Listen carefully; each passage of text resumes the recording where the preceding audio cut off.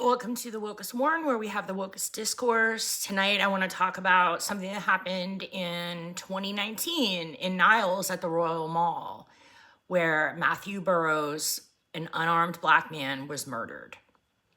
So what happened, the best as I know, first of all, I want to say, I did not know Matthew Burrows. I do not know a single member of his family. I don't know anyone who knew him. So I don't like to talk about people I don't know. So I'm not going to tell you anything about him that was reported in the paper or elsewhere because I can't verify it.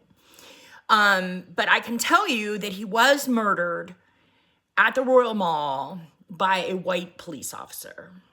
Here's what happened.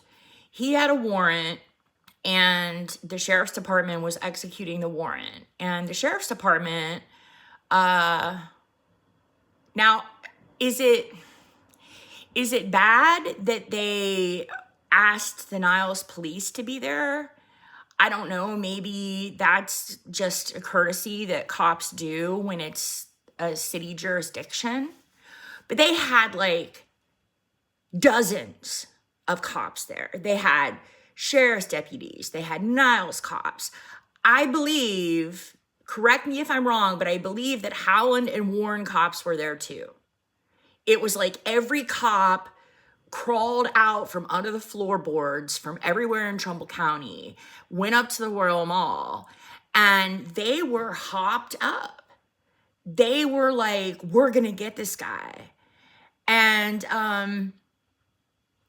so Matthew Burrows came out of the house, and he went to his car, got in his car, and started to drive away. And a Niles police officer who was standing, I believe, on the median where you drive into the Royal Mall, shot him to death through the windshield. Now, of course, the cop claimed that he feared for his life. But what happened was he was never charged with a crime. And that is a decision that was made by our county prosecutor. Now, I forget this fuckbag's name, and I don't want to stop my phone again to look it up. Dennis Watkins. That's his name. Dennis Watkins made the decision not to prosecute this cop, not to put a single fucking charge on him. Why?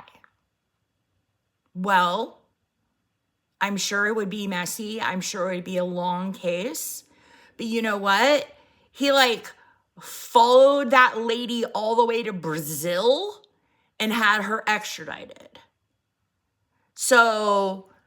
you have one lady who murders a white guy, and then Watkins hunts her down to the edges of the earth. Then you have another man, a black man, who is murdered in Trumbull County, and no charges are filed. Well, what happened to the cop? The cop left the state. I don't remember his name. He wasn't anybody I knew. I didn't know him or his family or anybody who knew him either. But he fled the state. And I want to know now, this was about 6 years ago, what kind of deal was made? Was there a deal made with this cop? Hey, get out of town and we won't charge you? Because that's what I've always suspected. I've always suspected that there was some kind of deal where, they were like, if you quit your job now and you just leave, we'll just call it even. And,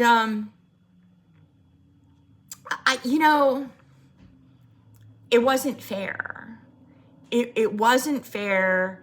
And it sent the message to Black people in Trumbull County that their lives do not matter as much as white people's.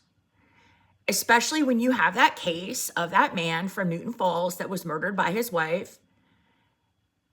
a white man murdered, and then you see how differently the cases were prosecuted when a black man was murdered. I don't know if this case has gone away. I don't. There is no statute of limitations on murder, but I would hope that everybody, when they think of Dennis Watkins, they understand that this prosecutor is a fucking asshole. Total asshole. Totally needs removed. And nobody ever runs against him. Thanks for listening.